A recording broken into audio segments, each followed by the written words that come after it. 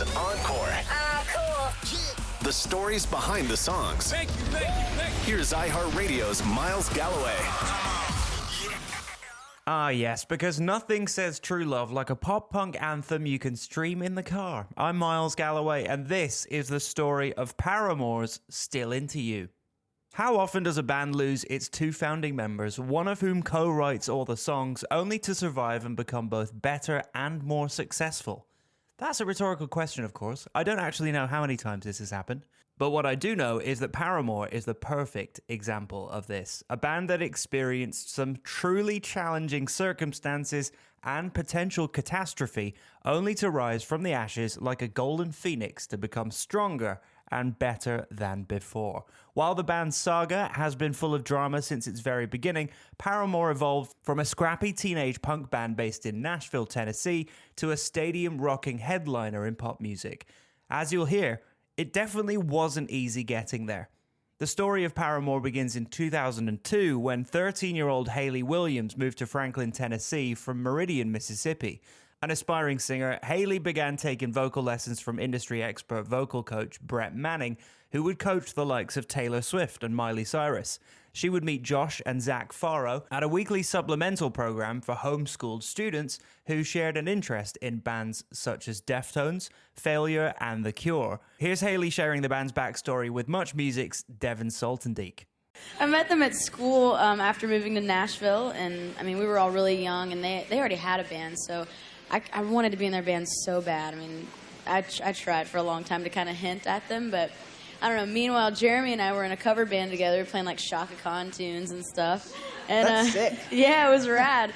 Eventually, me and the brothers started writing, and when we needed a bass player, I was like, dude, Jeremy is amazing. So we started writing together. The band added Jason Bynum on guitar and chose the name Paramore, a spin on the maiden name of one of their earlier bassists.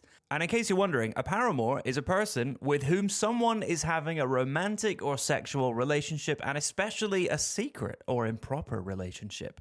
I can honestly say I did not know that. They would play high school talent shows in small venues around town, but Hayley had a secret. She already had signed a contract with Atlantic Records to be a solo artist. However, being on her own was not what she wanted.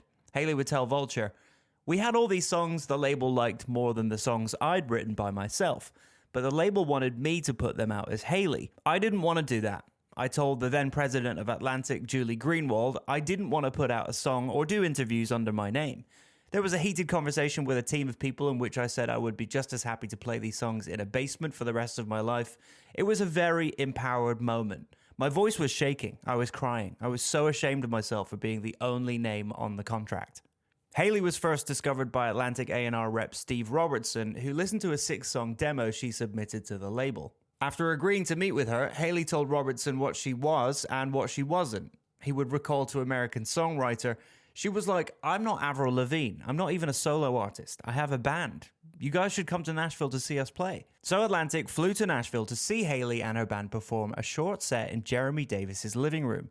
I'm sure that wasn't awkward at all. Although there was interest from other labels, Atlantic was the only one open to Hayley's demands, and they agreed to sign the band to a record deal. But there was a caveat. Instead of being directly signed to Atlantic, instead their music would be released through the Fueled by Ramen imprint, which had become a breeding ground for hot young pop-punk acts. As a female fronting a punk band almost immediately, Hayley was the primary focus for any media coverage, and virtually every interview she would do featured questions about what it's like to be a girl in a male-dominated industry. Comparisons to Gwen Stefani and No Doubt followed her around like a bad stink. But Hayley would explain to Much Music that gender isn't really an issue in Paramore. These are my brothers, it's like a big family, so I don't feel like the odd one out. They make me feel really comfortable, and we just have a good time together. So I think what makes it difficult is when everyone kind of on the outside makes it so obvious, and kind of treat us a little bit differently at first. But I don't know, I think we've learned how to kind of prove ourselves, and hopefully those days are almost behind us, and people just see it for what it is. The band would tour when they could, with Hayley's parents driving them from show to show, and then they headed to Orlando, Florida to finish writing and recording their debut album, and I can imagine likely hit up Disney World and Universal Studios, because hey, why wouldn't you? Unfortunately, Jeremy Davis abruptly quit the band a few days in and returned home. The remaining members of Paramore preserved, though, and continued to work on the album. From that moment on, the band began to focus on Davis' departure as a running theme for the record, with Hayley primarily writing lyrics and Josh writing the music. Paramore's debut album, All We Know Is Falling, was released on July 26, 2005, though it received minimal promotion by Fueled by Ramen to allow the band to try and grow their fan base organically through channels like touring and MySpace. About the album cover, Hayley would tell music publication The Trades that the couch on the cover of All We Know is falling with no one there and the shadow walking away. It's all about Jeremy leaving us and us feeling like there's an empty space. John Hembry joined the band on bass for their tour, but it would only last a few months. Jeremy Davis would return to the lineup for good. Jason Biner would also leave the band to be replaced by Hunter Lamb. But even with all the personnel change, Paramore's star was beginning to brighten. They would frequent the Warp Tour each summer and be named Best New Band by readers of UK rock magazine Kerrang! Meanwhile, Hayley's mum would still be homeschooling the members, who were still only as young as 15 while they were on tour. As Paramore was gaining popularity, they began to be labeled Christian rock by the press. Hayley would tell NME, "I'm not Southern Baptist, I'm not Presbyterian, I'm not any one thing. I just believe in Jesus." While all of the members admitted to being Christian and even using their faith for inspiration, they refused to define their music as Christian per se. Here they are explaining it to Much Music.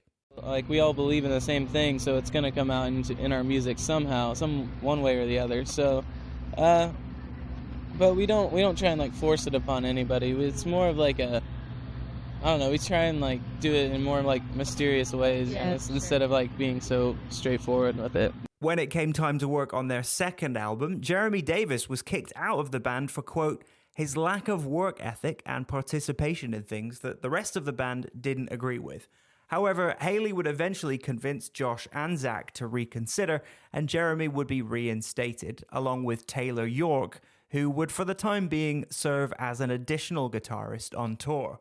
The band recorded in New Jersey with David Bendeth, an English producer with a track record for working with heavy rock bands. He would tell the band he had 3 templates in his head for how the band should sound. Joan Jett's I Love Rock and Roll, No Doubt's Tragic Kingdom, and The Pretenders' Brass in Pocket. While recording, Hayley would explain her vision for the album to Bendeth, who would tell Billboard, she's like, "I'm coming up with the concept for this whole record and what the album jacket is going to look like. Everything's going to be orange. My hair is going to be orange, the mic stand is going to be orange. It's going to be about a riot." And I said, "Well, it can't be about a riot because that's kind of violent." And she goes, "Yeah, but it's more like a musical riot where people listen to it and just have a fantastic time." While Bendeth would try to persuade Hayley not to use the word riot due to its negative connotations, there was no changing her mind. In the band's bio for the album, Hayley would elaborate more on the title. For us, the title Riot literally means an unbridled outburst of emotions.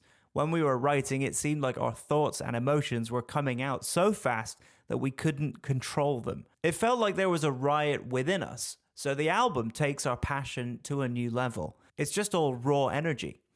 Riot was released on June 12, 2007, and far surpassed their debut album in terms of sales and chart performance. It would go on to sell more than 3 million copies in the US alone and reach number 15 on the Billboard Albums chart.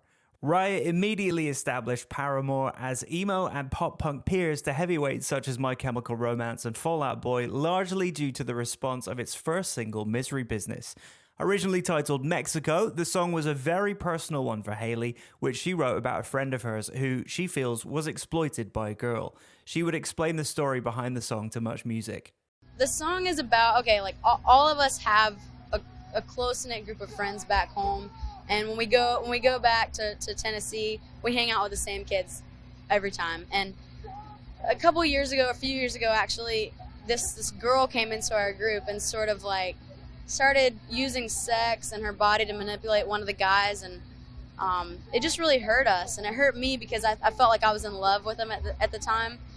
And being that young and seeing someone have that much power over someone really is just frustrating. And it's, you're curious, but you're freaking angry at the same time as to how this is going on. It's like so wrong. So I guess now I've just sort of figured out how to deal with it, and I'm just talking about it. And you know, even though we're singing it every day to all these kids, I'm not reliving it in my head. So that's pretty much what it is. It's about a chick who kind of poured her way through life, and it really hurt me.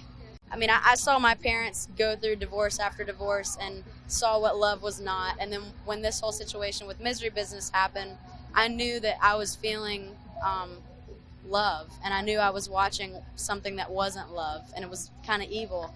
So, you know, the song I think is relevant to a lot of kids' lives. Misery Business would prove to be Paramore's breakthrough hit, cracking the Billboard Top 100's Top 30 and becoming their signature song for years to come. But over time, the band would admit to having a complicated relationship with the song, specifically over one lyric in which Hayley sings, "Once a whore, you're nothing more. I'm sorry that'll never change." The friend Hayley sings about was eventually revealed as guitarist Josh Farrow, whom Hayley did have a brief romance with. Fast forward 10 years to 2017, and the hashtag #MeToo movement was underway, exposing cases of sexual harassment and abuse in the entertainment industry.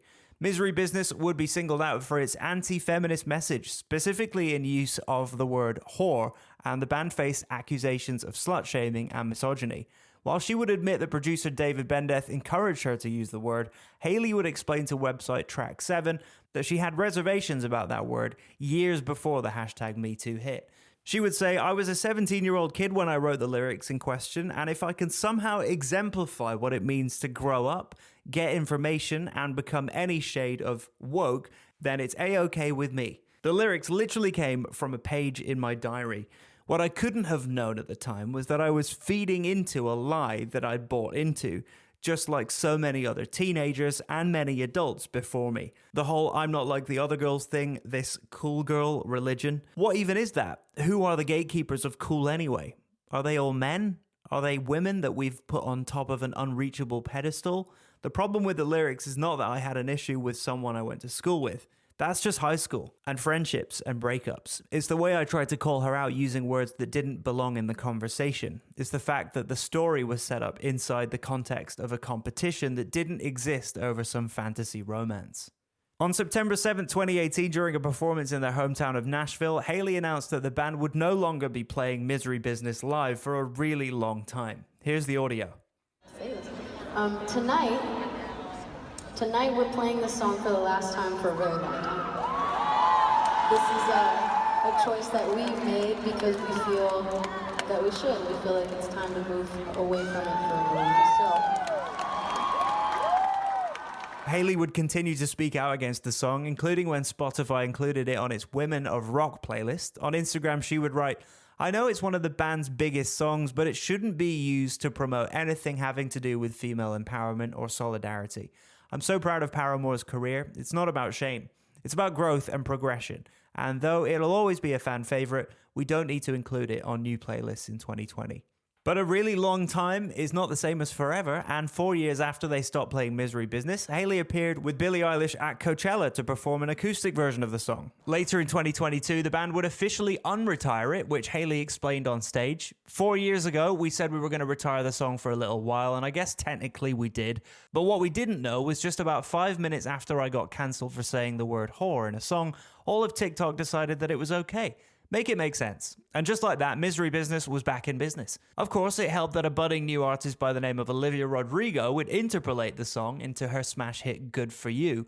The songs were so similar that Hayley and Josh would retroactively be given co-songwriting credits after fans called out the younger singer for plagiarism. I can only imagine what that songwriting credit is worth for a song that big. As they say, imitation is the sincerest form of flattery. With Misery Business taken off, Paramore earned their first Grammy nomination at the beginning of 2008 for Best New Artist, which they would lose to Amy Winehouse. At the same time, the band cancelled a European tour due to a lot of internal issues that have been going on in the band for quite a while now. In a blog post, the band added, "We really feel that taking this time is going to give us a chance to get away and work out our personal issues at home and on our own terms." Fans began to speculate whether the tour cancellation was the sign of some unrest within the band. Josh Farrow had previously revealed his frustration with the spotlight always on Hayley and the rest of the band constantly in the background. He would write, "We're a team, we're a band, it's not just Hayley, it's not her band. Just because she's the lead singer doesn't mean she's the only one involved." Weeks later, the band would return home to shoot a video for the single That's What You Get that was followed by a tour with Jimmy Eat World. So order appeared to be restored. Haley would do some damage control in an interview with Spin, explaining, "It's just been relationships within the band. We're a bunch of friends that have grown up together playing music, and you get to the point on the road where it's all business. It's a very hard thing to mix. We've learned a lot about friendships, and we've learned a lot about relationships in general, and that'll definitely be a part of the record." The band would need to be on solid ground for what came next, having the lead single to the soundtrack for the highly anticipated film adaptation of Stephenie Meyer's vampire series Twilight. Their song Decode would literally change the band members' lives overnight, thanks to the franchise's overzealous fanbase. In a statement posted by Meyer, Haley wrote, "I chose the title Decode because the song is about building tension, awkwardness, anger, and confusion between Bella and Edward. Bella's mind is the only one which Edward can't read, and I feel like that's a big part of the first book, and one of the obstacles for them to overcome. It's one added tension that makes the story even better." By the way, in case you're wondering, I've always been and forever will be Team Edward. Here are Josh and Haley telling Much Music's Cam Lindsay about how getting that Twilight bump changed things. So many, moms are into Twilight. Yeah. That's the weird thing, Yeah. It's like, they'll be like, "Oh, I love the Twilight books, and then I love the movie, and then I saw that you guys are on there. I love you guys." And it's just, it's cool. I mean, it's a totally different audience, But I think it was a perfect transition from Riot to this new record. Yeah. Because, we didn't really want to disappear. We wanted time off, but we didn't want to just totally, fall off the face of the earth and then come back and people are like, "Oh, we don't care anymore." So we had to kind of keep it going, and we wanted to give our fans something. Yeah. But I think it was perfect. And, every night when we closed with Decode or Decode, however you want to say it. Decode. I like Decode. But anyways, when we close with it, it seems like everybody knows it. I thought Misery Business was our big song, and it was, off of Riot, but for some reason, Decode, it hit people a certain way, I think. The movie just, I don't know. It was perfect. It was kind of a whirlwind because Twilight happened so fast. We literally recorded the song and gave it to them, and then all of a sudden it was everywhere. And I don't know, it's hard to tell how much it overlapped, but I know that a lot of our fans were already into the books. Not only would Decode become one of Paramore's biggest songs and turn countless Twilight fans into new fans, but it would take home the Teen Choice Award for Choice Music Rock Song, as well as a Grammy nomination for Best Song Written for Visual Media. At the start of 2009, rhythm guitarist Taylor York was brought in as a full-time member, and Paramore began working on their third album at home in Franklin, Tennessee. At first, they started without a producer, but after meeting with Rob Cavallo, best known for producing Green Day's Dookie and My Chemical Romance's Welcome to the Black Parade, they relocated to Calabasas, California to work with him. About the album, Haley would tell MTV that they used the writing and recording process as therapy sessions to help them heal any wounds that were inflicted during the previous album cycle. Basically, the concept is, in order for our band to move on to whatever's next, and also us personally as individuals in order to grow up, we needed to start seeing each other, seeing everything in a whole new perspective. Just trying to let go of whatever we might have struggled with in the past and just see each other in a new way. I'm not going to sit here and try and convince everyone that these songs are the best thing I've ever written and these lyrics are my masterpiece, but they're really helping me. They're helping our whole band. Released on September 29th, 2009, Brand New Eyes would present a much more mature sound to how much growth the band went through during the making of it. Here they are talking to Much Music about the pressure they had been facing till the album's release.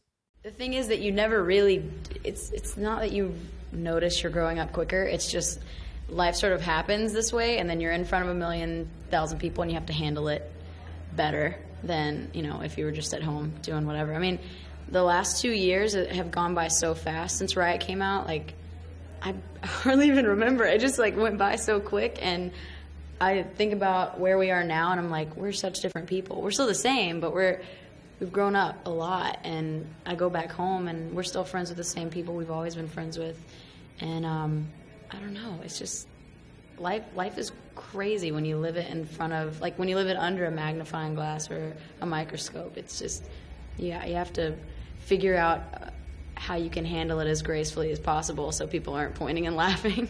While it wouldn't outsell Riot overall, Brand New Eyes debuted at number 2 on the Billboard album chart and reached number 1 in the UK and Australia. Paramore were no longer a teenage pop-punk band. They were now a legit chart-topping rock band thanks to a win for Best Album at the Kerrang Awards and another Grammy nomination, this time for The Only Exception, which was up for Best Pop Performance by a Duo or Group with Vocals. The band also got an invitation to perform on MTV Unplugged, which by that point wasn't quite the same prestigious event that it used to be, but still kind of cool to see the band strip down their punky sound. Hayley was also testing the waters of a solo career, contributing her first ever solo track, Teenagers, to the Jennifer's Body soundtrack. While the song came and went, her collaboration with rapper B.O.B., a song called Airplanes, would turn out to be one of 2010's biggest hits, topping the UK singles charts and reaching number 2 in both Canada and the US. So in other words, far bigger than any other song Paramore had released to that point. It's fair to say what followed this achievement shouldn't have been a surprise, but just as Paramore was bigger than ever, a major event would forever change them, and even throw their future in doubt. On December 10th, 2010, Paramore posted a message on their site stating that Josh and Zach Farrow had left the band. While it confirmed that Hayley, Jeremy, and Taylor were still in Paramore, the statement revealed that the Farrow brothers left a couple months ago. It read, "None of us were really shocked. For the last year, it hasn't seemed as if they wanted to be around anymore. We want Josh and Zach to do something that makes them happy, and if that isn't here with us, then we support them finding happiness elsewhere." This, of course, came as a major shock to fans, though based on comments Josh had made in the past, it likely shouldn't have. And not long after, Josh and Zach shared their side of the story in a lengthy statement, basically accusing Hayley of using them to make a career for herself, then stealing the band they formed out from under them. I would read it to you, but it's pretty damn long. However, I should note that Josh does describe his experience in the band as what started as natural somehow morphed into a manufacturer product of a major label riding on the coattails of Hayley's dream. Oof, that's gotta hurt. With Josh and Zach now out the band, Hayley, Jeremy, and Taylor did have their doubts about continuing, as they would tell Much More Music's Matt Wells. Did you ever fear that there might be no more Paramore? Yeah, I mean, totally. It was, again, it was towards the beginning of this process, not really understanding what we were doing, where do we even begin? If we can't recreate the past over and over again, if we can't, rehash these old feelings and formulas, then what are we, And so it was a huge question of identity, and I think when you lose your identity or when you question it, that's a really big problem. It's a huge blow, and that's what made waking up in the morning every day and knowing okay, I'm Paramore, but I don't even really know what that means anymore. It just felt like, would I be better off, or would we be better off just moving on to something different? And for me, I don't even think that would be musical. I just don't know that I would have been able to move forward musically knowing that it couldn't be Paramore, and it sucked. But once they were certain, the remaining members of Paramore quickly reassured fans that they weren't about to break up. In an interview with MTV, Taylor York revealed that the band would undergo some changes, saying, "The thing is, we're going to be different. We lost 2 really big parts of this band, so it's going to be different. But we're still Paramore. We've all written together before, so it's not like we're losing our style. We're not going to become an R&B soul funk band. We're more excited than ever. And we're not going to put out something that's not good. Next year, when we say we're taking time off, it means we're writing until we have something that's great. And we're not going to stop until it's great. Of course, Josh and Zach were a really big part of the band, so people are going to miss them. It's natural, but we're here now." Paramore, the trio, didn't waste any time. 1 month later, they were in the studio with Rob Cavallo recording new music for a project they called Singles Club, which would see them release a new song exclusively from their website each week in the fall to make up a 4-song EP. But the first song fans would hear from Hayley, Jeremy, and Taylor would be Monsters, a song they recorded for the soundtrack to Transformers: Dark of the Moon that resulted in a minor hit for the band. Meanwhile, Josh and Zach Farrow formed their own band, Novel American, which, let's be honest, amounted to very little. In April of 2012, Paramore entered the studio with Justin Meldal Johnson, a musician and producer best known for working with Beck, 9 Inch Nails, and M83.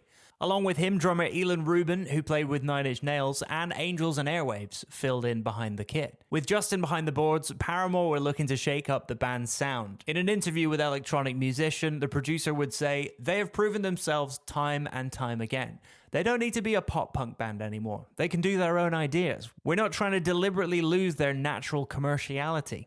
I'm here to articulate their vision for a step of growth. I'm not afraid to put a guitar through a modulator synth, for instance. I want the album to sound very visceral and a little bit less locked down and computerized.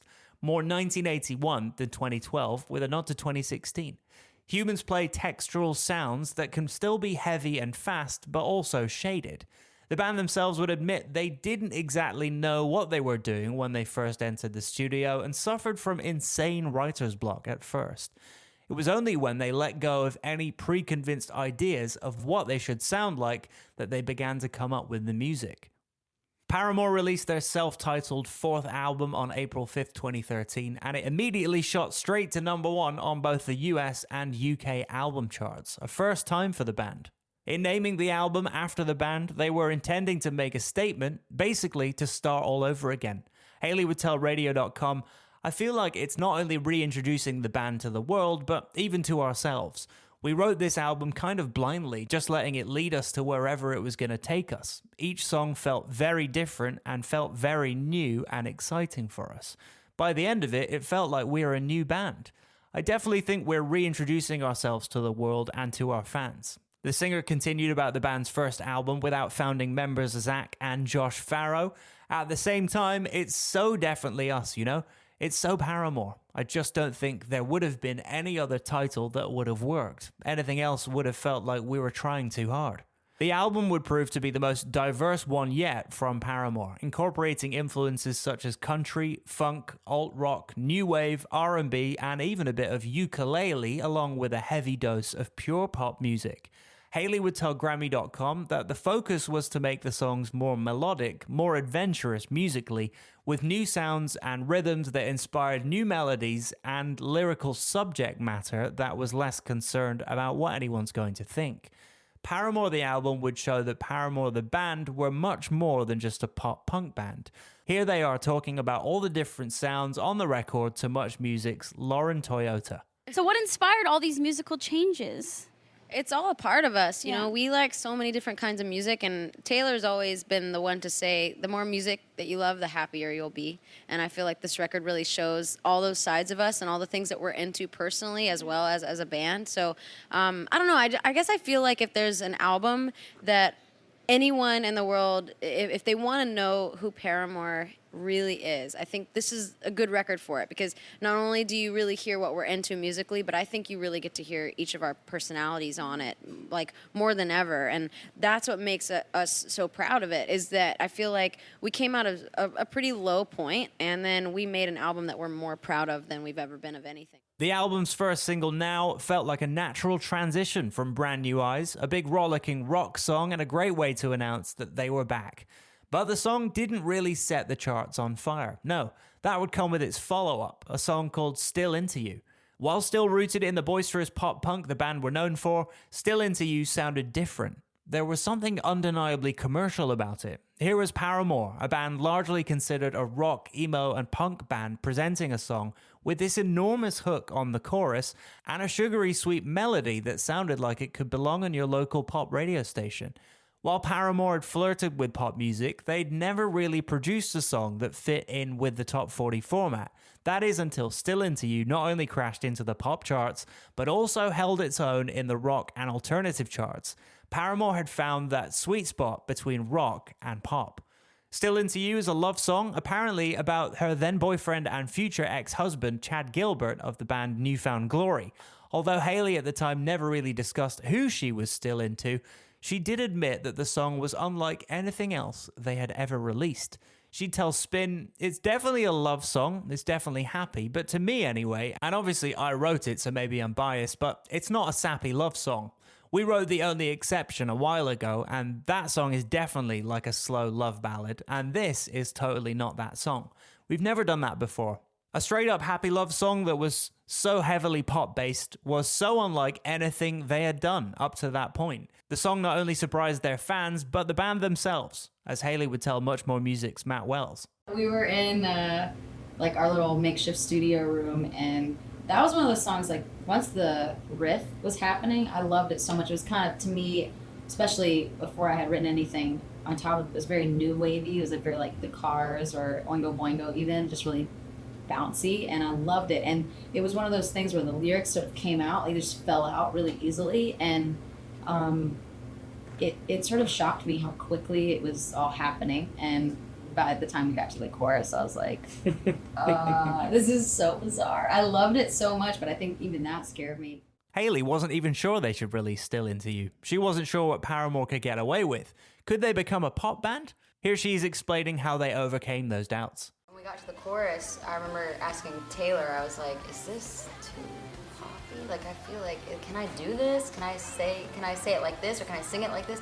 And I just remember Taylor being like, well, do you like it? And I was like, I love it. And he was like, then who cares? Just do it anyways. And I think that's been, like, that's sort of a testament to how the entire writing and recording process went. If we liked something and we believed in it, then we did it. And we didn't back down from it just because it was different. Such a happy song about being in love needed an accompanying visual element to properly capture these elated emotions. So the band hired Isaac Rentz, who had worked with Blink-182 and Tegan and Sara, to direct the music video. But the band didn't want it to be a video just about two people in love. They wanted to show what it feels like to be in love using different imagery and situations that don't often depict that. Most importantly, Hayley said she didn't want to kiss some actor dude. The director clearly did his homework, bringing a concept that featured the band surrounded by thousands of balloons, birthday cakes, flowers, and dancing ballerinas, while also giving them some BMXs to ride inside a big old house. In other words, he brought the fun. I mean, because who hasn't wanted to ride BMX bikes indoors? Here's Taylor, who co-wrote the song with Hayley, discussing Isaac's version. A lot of people would hear the song and you would assume it'd be about the story of people still being in love and whatever, and I think what was so appealing about Isaac's treatment is he wanted to capture what love feels like. So a lot of it is just us kind of, I don't know, trying to somehow embody that, and we're just having like a blast, like just riding bikes indoors and, you know, swimming in a sea of balloons and, you know, just trying to create kind of that magical feeling visually. So, you know, he just has so many amazing ideas and definitely like jumped out at us. Throughout the course of their now 20-year history, Paramore have had a slew of hits, but not one that seems to be a decisive biggest hit. Decode, their song from Twilight, has the most YouTube views, while the controversial Misery Business, often considered their signature song, has a slight edge on the Spotify streams. But if we're talking about the song that made Paramore into what they are, a bona fide chart-topping force in pop music that can open for Taylor Swift's Eras Tour but still pump out big anthems and headline festivals for the rock crowd, then Still Into You is arguably the song that best demonstrates this band's reach. A lot's happened to Paramore since the release of their self-titled album. They've won a few Grammys, Hayley eventually went solo, Jeremy Davis left the band for the third time, and co-founding member Zach Farrow returned to the band in 2017 for the band's next album, After the Laughter. But things changed even for Paramore's self-titled album. In 2022, Paramore changed the artwork for the album's cover from a photo of Jeremy, Hayley, and Taylor to just a photo of Hayley from behind. I'm sure plenty of Paramore truthers out there have their suspicions as to why, but I'm sure Jeremy suing the band after his departure had something to do with it. And following her divorce from Chad Gilbert in 2017, Hayley took back the lyrics to Still Into You and reappropriated them to mean that she was still into Paramore, both the band and its fans.